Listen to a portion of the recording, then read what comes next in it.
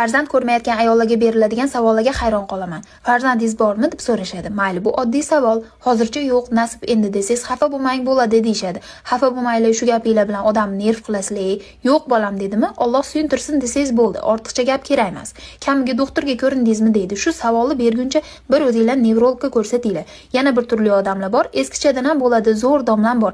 Men sizni aytaymi dedi. Domlang bilan basar bo'lgur. Umuman olib qaraganda sizlarga nima? Sizlardan o'zi maslahat so'rasa, o'sha kelin aytinglar, so'ramasa tilinglarni tiyinglar, iltimos.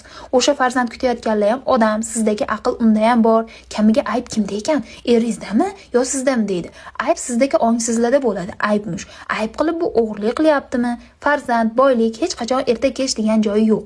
Alloh bergan kuni bo'ladi. Agar farzand kutayotganlar bo'lsa, shu videoni ko'rib turgan, Alloh o'zi xayrli qilib suyuntirsin hammamizni. Xayrli farzandlar bersin, sog'lom, iymonli, Alloh o'zi rozi bo'ladigan. Ayangilik bormi deb befarosat savol